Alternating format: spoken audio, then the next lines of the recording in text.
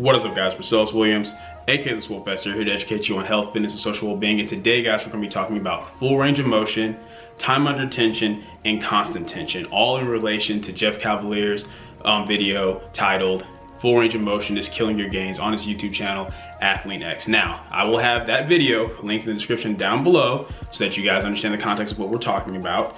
But before I get into this, I just want to make this very clear. Two things. One, I'm doing this video due to popular requests. I've gotten DMs upon DMs upon DMs to have a response video to that video. But the second thing, and more important thing I want to make clear, is that, guys, this is not a hate video or I'm calling out Jeff Athlean-X video. It's nothing like that at all. You guys know that we don't do that on this channel. We're not about calling people out. The whole purpose of letting you know who did this video and linking it in the description down below so that you guys have the context of knowing what information we're looking at and pretty much just breaking it down. That's the whole reason we're doing this. I have a lot of love and respect for Jeff, not necessarily because he's a physical therapist, not because he's a strength and conditioning coach that's worked with, pro athletes, not even because he has 4 million subs on YouTube. All of that stuff is cool, it's commendable, but at the end of the day, it doesn't make what he's saying any more or any less valid. I just want to make that perfectly clear for those of you who are coming, maybe watching this because you saw his, Athlean-X in the title or whatever, and you want to see what I'm saying about your favorite YouTuber. Keep in mind that on this channel, we don't care about the source where the information comes from. We just care about the validity of the information itself. But once again, Jeff, more often than not, the reason I respect him is because his information more often than not is very factual. It's evidence-based, it's easily applicable, and more importantly, I believe he's doing these videos because he genuinely cares about people. He actually helps people, and we need more of that in this fitness industry. So I just want to be very clear about that, not calling anybody out, but let's kind of get into the video itself. Now, I will have a link in the description down below, my videos that I've already done over tempo, my video, and time under tension. I'll have my video that I've already done over eccentric and concentric of the reps.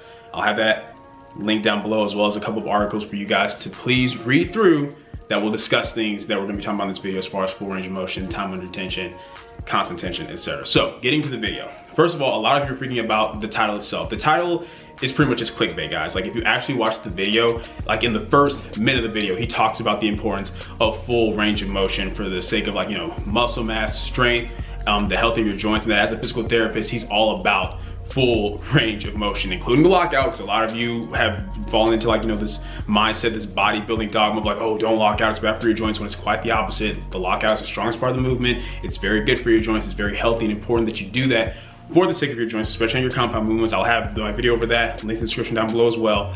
But basically what he's talking about with the full range of motion, guys, is that the full range of motion for a specific movement or exercise may not always be the full range of motion that the joints can complete in said movement. That's all he's saying, which I 100% agree with. Even though, yes, the majority of the time, the full range of motion that your joints can do in a movement is gonna be the same full range of motion for the exercise.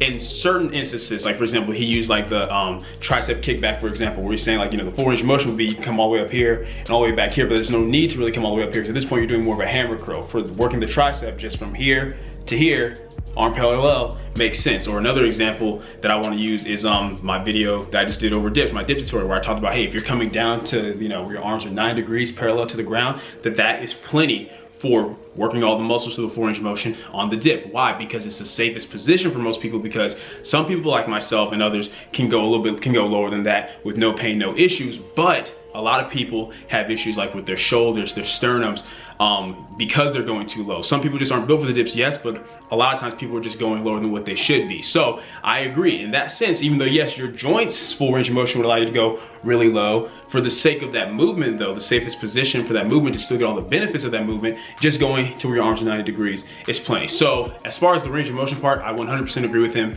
in that aspect of the full range of motion for a movement. It's not always the full range of motion for a joint. Now, where things get interesting is when he starts talking about the dumbbell shoulder press. He's basically talking about how, a lot of people teach you to come, all the way down here and all the way up, which you guys have seen me teach and promote on this channel, getting that full range of motion so you can get the most muscle fiber recruitment with all the muscles involved with a dumbbell shoulder press or even a barbell overhead press, which includes the upper chest. When you come all the way down, you're gonna get that upper chest fiber recruitment, which can help save you work on doing a bunch of incline pressing work, right?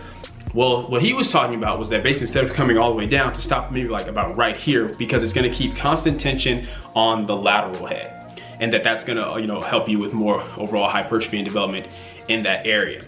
Well, here's kind of the problem with that point, guys. And this is the point of contention when we start talking about constant tension. The reality is that there is not anywhere near enough substantial evidence for research to show that constant tension on the muscle actually promotes any more muscle growth. So we have to first look at where this idea of constant tension came from. So the idea of constant tension comes from the concept of time under tension, which is a very real thing, but people once again have really skewed that and really confused what time under tension actually means and what it's actually for. Like if you see it so much, people use the term so much on YouTube in the fitness industry, but they don't even really know what they're talking about. So when we're looking at time under tension, guys, time under tension refers to mechanical tension.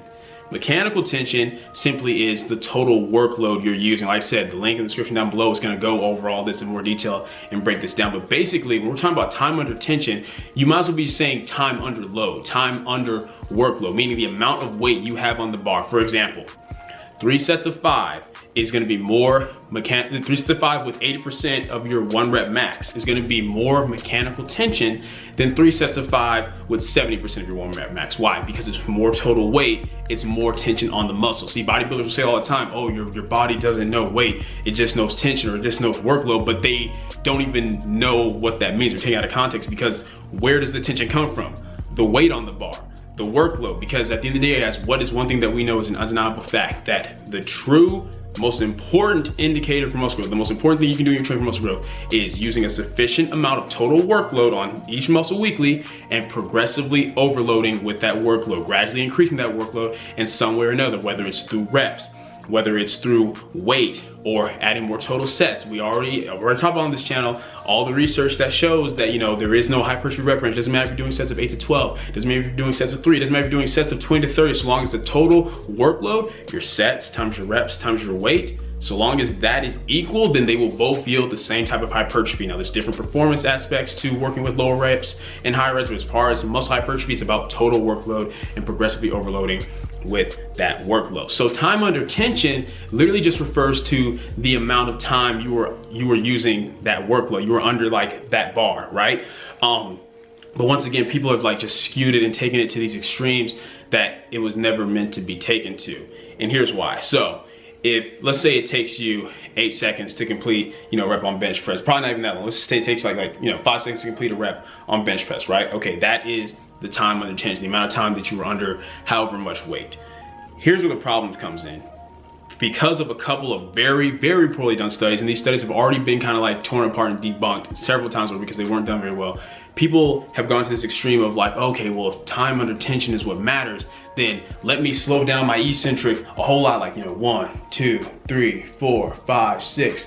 Then the concentric too, 1, 2, 3, 4, 5, 6, with the mindset that it's going to help them, improve their muscle growth, when it doesn't. For one, research has already shown us that, so long as you're controlling the eccentric, you are getting the benefits of doing the eccentric. There's no difference in muscle growth if you're looking at a 1, 2, 3 explode eccentric versus a 1, 2, 3, 4, 5, 6 explode eccentric. There is no difference in muscle growth. So long as you're controlling the eccentric, you're getting the benefits of it. So long as you're going through the full range of motion, you're getting the benefits of that muscle and the muscle fiber recruitment. There is benefits to pause reps. Why? Well, because 3 sets of 10 with 100 pounds pause on your chest bench press is going to be more total muscle fiber recruitment than 3 sets of 10 touch and go. Why? Because with the touch and go, there is momentum that's helping you. Whereas with the pause reps, what are we doing?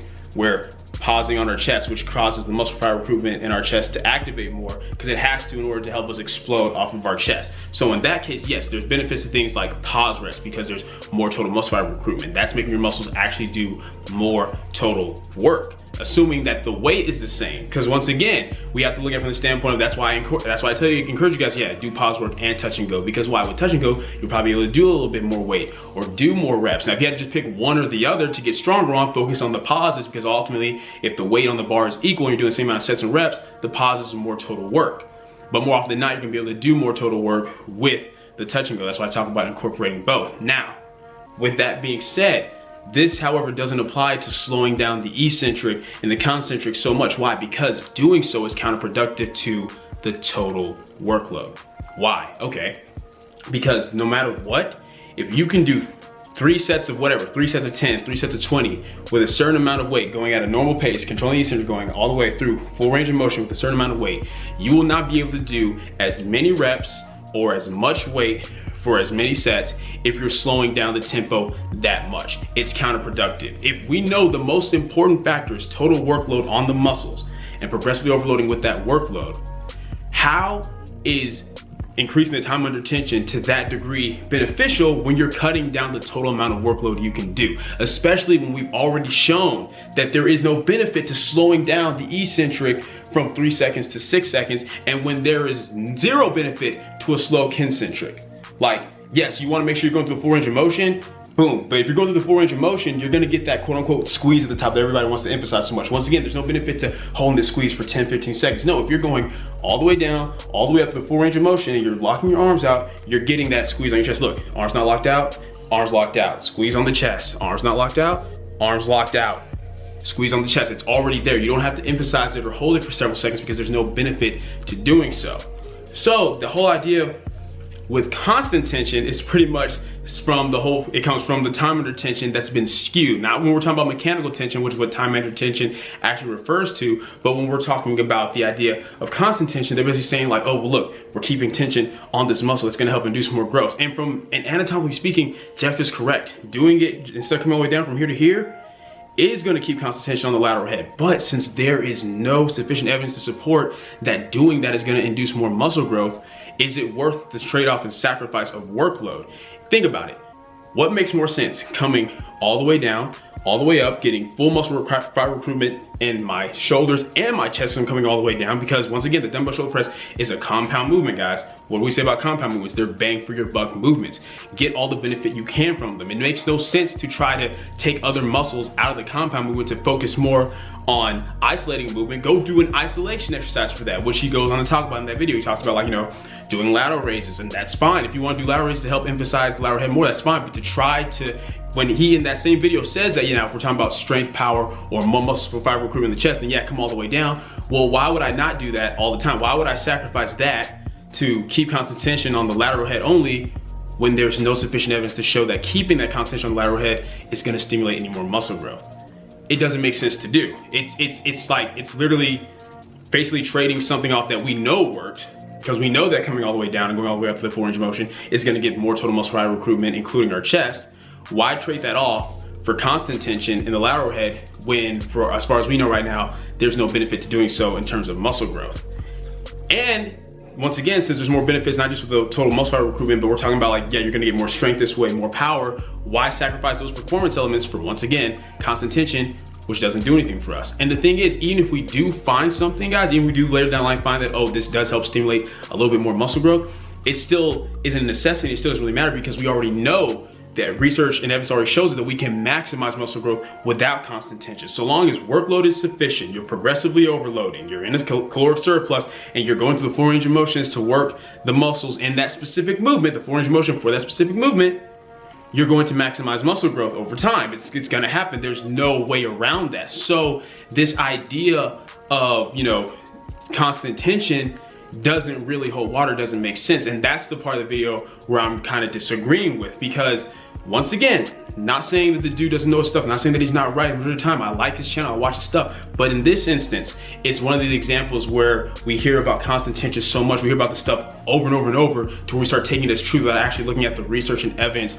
done to show if it actually provides a difference or not. Like, Mike Israel, who you guys may or may not have heard of, talks about all the time how there's not sufficient evidence to show that constant tension is going to significantly impact muscle growth in any way, shape, or another. But we have all the evidence we need in the world to know that progressive overload and total workload done is what matters for muscle growth. So why risk sacrificing what we know is the most important factor for something that, as of now, doesn't change anything, and even later down the line wouldn't ever be a necessity, whereas progressive overload and total workload done are a necessity when it comes to training for building up muscle mass and strength, and the potential for strength and muscle mass in those areas. It doesn't make any sense to do that. Now, a lot of people are probably gonna use the example of, like, oh, what about Chris, man? He talks about constant tension. And once again, Chris Jones is my boy. I'm wearing his clothes. I'm one of his sponsored athletes. But I would make the argument that the reason Chris started seeing significant difference in muscle mass when he started working on constant tension is the same reason he saw significant difference in muscle mass when he started working on the mind to muscle connection. What I've always told you guys about the mind to muscle connection, it's just a fancy tool to make sure you're using proper form. Because what do you focus on? Well, focus on feeling the muscle, squeezing the muscle. Well, if I'm doing a lat pull down and I'm pulling like this, you know, I'm probably gonna feel that a lot in my biceps, but not very much in my back. But if I start using the mind to muscle connection, I'm not feeling it. Oh, a little bit more, a little bit more. Oh, there we go. Now I'm feeling it. It was just a tool that you used to get your body in the proper position to use the correct form. And obviously, what have we talked about on the channel before? Proper form isn't just best for your overall health, but usually proper form is the proper form because it's the way that you make the muscles do the most work. So it's the same thing with the constant tension. If I'm just swinging and jerking around weight on a curl and stuff like that, but then I start thinking, okay, well no, let me think about constant tension. So what am I doing? I'm slowing it down, less momentum, the muscles are working more. But it's not the fact that I'm focusing on this constant tension or I'm doing these slow reps. It's the fact that I've gone from swinging around and jerking to just going through a full range of motion, controlling the weight. That's it. It has nothing to do with constant tension or, oh, let me stop right short of lockout to get more of a burn. Because yes, you're gonna get more of a burn. Yes, there's more constant tension. But once again, no proof that that's gonna stimulate more muscle growth. It's kind of the same idea with rest time. That when I did that video over rest time, and I talked to you guys about how like people get so caught up on short rest time, bodybuilders who, you know, like first of all, once again, bodybuilders who aren't natural, you can't even really use them for an example for anything because anything they do, the type of training they do for their muscles is gonna work because the drugs are doing a lot of the work for them. But the reality is, it doesn't make sense to, I'm just gonna rest 30 seconds, a minute and a half between sets if you're not able to effectively complete all your sets and reps. Why? Because even though yes, there's something to metabolic fatigue, research has already proven it's nowhere near as important as total workload done. It makes much more sense for me to do my 3 sets of 12 with 100 pounds or whatever movement, rest 2 to 3 minutes or how much time I need in between sets to complete all the sets and reps with the prescribed weight than to, I'm just gonna rest 30 seconds so I can get this burn, get this pump. But then instead of getting 3 sets of 12, I get 12, 8, 5. Yeah, you may have a better pump, you may feel better, you may think like, oh, I did so much work, but you did less total workload. The muscles did less total work, less total growth. And that is a fact, guys. That's not up for debate. No exercise scientists, no exercise physiologists, no strength and conditioning specialists, even Jeff himself probably would argue with that at the end of the day, total workload is the most important factor. So once again, it's not so much to say that he was wrong about, yes, this creates more constant tension, but it's more so the fact of, since we don't have enough sufficient evidence to show that constant tension actually helps with muscle growth, why would I sacrifice all the benefits I get of coming all the way down on the dumbbell shoulder press, getting more muscle fiber recruitment in my chest, strength, everything like that? Why would I sacrifice the benefits of the compound movement to create another benefit that isn't even beneficial? That's kind of the whole point, guys. Now, once again, I understand Jeff's a physical therapist. I understand he works with pro athletes. And me, I'm just a personal trainer on YouTube with a degree in kinesiology. If our information is relevant or not based off our credentials, he wins hands down. But if we're looking at information based off the validity of the information itself, based off if something is factually true or not, then there's merit to what I'm saying. So I hope you guys actually took the time to watch this whole video before leaving comments down below. A lot of times you guys will ask questions, leave comments without finishing the video, and I actually already addressed your question or comment if you watched the whole video. But yeah, once again, this isn't calling out Jeff. This isn't calling out Chris. Chris is my boy. I would be stupid to do that. It's just the fact of people need to get away from this cult mindset of, my favorite YouTuber said this, or the dude I love and look up to says this, so it's true. It's true. They can't miss it. Anyone can miss it. I can miss it. I don't want you guys to ever get caught up. I've said so many times to get caught up in the idea of, oh, Swolefessor said it, so it must be true. No, listen to what I'm saying. Examine what I'm saying. Look at the videos I'm suggesting. Look at the articles I'm looking at. Read the research evidence for yourself. Apply it and see what works and see what makes sense in actual application. That's pretty much all I'm saying, guys, and those are pretty much my thoughts in response to that video. I hope you guys enjoyed this video. If you did, go ahead and leave a comment down below. Let me know what you did. If you did not, leave a comment down below. Let me know what I can do to get better. Like the video, share, subscribe. Keep it simple, specific, scientific. I'll catch y'all later.